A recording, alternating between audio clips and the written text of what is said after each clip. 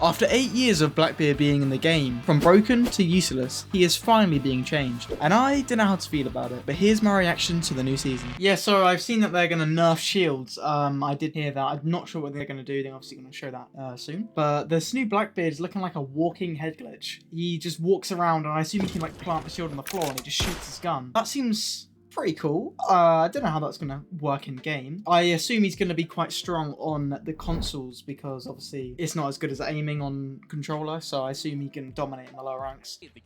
I think everyone's dealt with shields. It's never fun to go against shields, so I'm glad that they're addressing the nerf. But I hope they don't nerf the shield into the ground. I'm excited. I hope they do quite a few changes to operators because I always like it when they keep it fresh, like changing how operators work or just slight tweaks make the game more fun. Crossplay, forgot about that. Long-term progression. Nice, that's what I like to hear. That's one thing Siege is missing, long-term progression. I've always said they should come with some sort of leveling system to operators or something like that. Blackbeard, and he is the true point man in the Siege roster.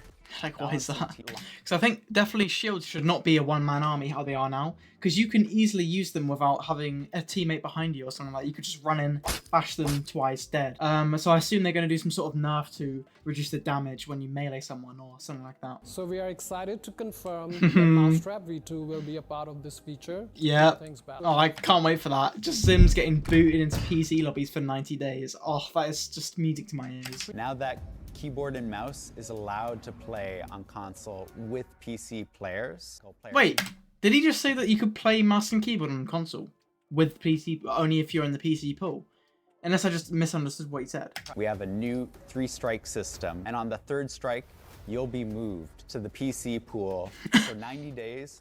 I don't like those 3 strikes. Why are we giving them, you know, chances to bypass the system? I feel like it should just be maybe 2 or just 1. I don't know if they should just, you know, have 3 warnings, because like before when they had this like delay, that's it, and people would just bypass that and then it wouldn't matter. So I feel like you shouldn't give them chances to figure out ways around the system, but you know. I know you're eager for the big moment we've got coming up. But before we dive into that, we've got a special surprise for you. Oh god. Reveal treat. It's Maestro, like What? you've never seen him before. Skin. Oh, Elite, of course. What is Yo, Maestro. Alright. The matchmaking system that live content director Christopher Budgeon is going to walk you through. The Phantom Player. I've seen this as well. Stop boosting. Phantom Player is a new way that we calculate skill of a squad. Another is if a champion pairs with 4 coppers to drive down their average skill, it's not really fair to anybody in that lobby. With the Phantom Player, that will add a lot of skill to that group, and they'll ultimately be playing in a more fair lobby. I mean, the whole boosting thing, obviously I don't know how it is to be in like a lower rank. Obviously I'm, you know, a champion. So I don't know if this boosting's still a problem this day and age, but I assume it is if they're coming with this Phantom Player. Let me know in the comments if you see a lot of boosting. Like, do you come against a lot of champions if you're in the lower ranks? So I'm curious to see what people are saying. I mean, this does look cool, of course. Siege Cup. I could do a video on it, it depends. Season's bouncing update. And here's what we've got on the docket. Sen, Ying, and every operator who uses a shield. So what are we doing? 1, melee priority will now be properly respected. Increase the intensity of the guard break exponentially. Meaning if Monty does nothing, you will a 100% What? opening. Was that necessary? An extended shield. 3, we no longer ignore guard break actions due to the animation. Play. Was that even necessary? I thought this was going to make Monty, like, useless. I mean, I feel like this is a bit too much of a nerf. Like, did they even need to do that? Okay. I get why they're doing this. They're, like I said before, with the whole, you have to play off teammates with shields. But this seems very extreme. But with this thing, I don't know if that was necessary. Because I feel like you should be in the advantage if you're Monty in this position, because the defenders have let you plant and get in a good position. But now it's punishing you for standing in the corner and playing it smart. So I don't know.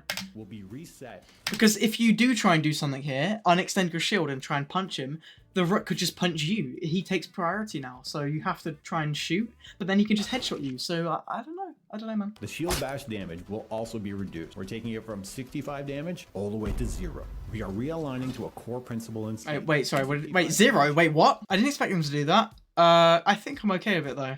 But then if you're picking these shields, you have to make sure that you're not the last one alive. All these changes are just going to make shields very useless on their own. So you're just going to have teammates around you now, which I think is how shields should be played in the first place. They shouldn't just be a one-man army. This is a very strong nerf. I think shields are going to get out the meta. It depends how like people and like pro teams play with them. We're going after that frustration around the fact that she can almost instantaneously flash a sight and enter it all at once. What we want to do here is require Ying to have a little more precision on how she deploys her candelas, but also give our defenders a chance to react to them. Okay. Okay, so they're just making her gadget, maybe you can't charge it anymore. They didn't, that was quite brief, vague what that was about, but Sense? They've had a low presence in the game since they were introduced. What does that do? Sense can toggle it on and off at will. So if the wall's deployed, they can go ahead and turn it off. That's cool, I like that, okay. So it's not a smoke. Can't see it through Maestro. All gadgets that can normally see through smoke will no longer be able to see through the wall. Oh, we just skip over that? Well, hang on a minute. Will no longer be able to... That's really good. Okay, Sense is actually good now because you know if they have a warden, there's no point in picking Sense. But that perfectly that makes Sense really good. Why am my brain okay? Yeah, Sense is actually like viable now. You can pick.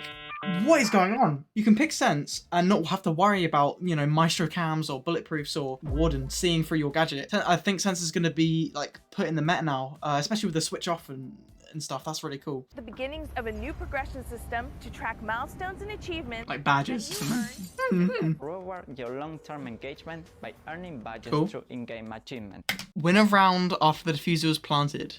Okay. With mastery, get assists or eliminate opponents. We're using assault rifles. This is cool. It's better than nothing. The UI actually looks quite nice. It's time to bring him back into the spotlight. Blackbeard makes his triumphant return to Siege Tales. The little animation thing. Wait, is that breaching charge on the front? Can you put things on top on the front of the shield? Can you put gadgets on the front, or is that just for the animated purpose? Maybe. Is what we're doing with this remaster. New gadget, new gameplay. What is going on here? Hang on a minute. So you're like a Clash that can walk really fast and just lower this little head thing. Interesting. And then it seems on the bottom right you have 4 like dashes maybe, or breach. It literally says on the bottom there. So maybe you can, you know, breach through walls like we saw in the trailer. New gadget. I mean, it's quite cool, but like, I don't know how that's gonna work. Explore through the wall. That's what the whole adaptive shield can do now. Blackbeard can actually approach okay, I like this. You know, mind. I was skeptical. I want to see what it looks like from the other POV, or the defender's POV. Will drop, the gun will go in place, and he'll be able to be lethal. I actually want to see what it looks like on the defender's point of view, because if you can shoot his legs, you know, it's not really that good. This is what I wanted for a recruit. I wanted it to be a whole new thing. Obviously, that was quite underwhelming when they released the recruit rework. I like this. Yeah. It's cool. It's different. We'll have to see. Obviously, I'll have to try it when the TTS comes out. Just keep seeing what they're gonna say. There you have it. Operation Collision Point is set. Also, I noticed that when he was shooting, it looked like there was a lot of visual recoil. I don't know if that was just visual or actual recoil, but the gun was kicking up a lot. I don't know if that's because of PC recoil. I'm not used to Blackbeard PC recoil. I don't know what that looks like. But it looked like he had a lot of recoil, so I'm curious to see how that works too. Cool season. Better than nothing, you know. I would like to see more balancing changes. I don't know. I like it when they change the game up a lot. But I'm fine with just them changing Sense. I thought that was a good change. The shield nerf was needed, but I feel like it is a bit harsh on certain things that I already touched upon. Overall, I think it's gonna be a fun season. To be honest, Scopus was Scopus isn't as like impactful as I thought it would be. I will have a video on my ranked experience through Twin Shells soon before the new season comes out, because I haven't posted a video on Twin Shells, but it will be a good video. I'm gonna have just a whole big video. I don't know. I think I've already touched upon all the things I wanted to say. I'm excited. Let me know what you guys think in the comments. Hit that subscribe button and all that stuff, and I'll see you in the next one. See ya.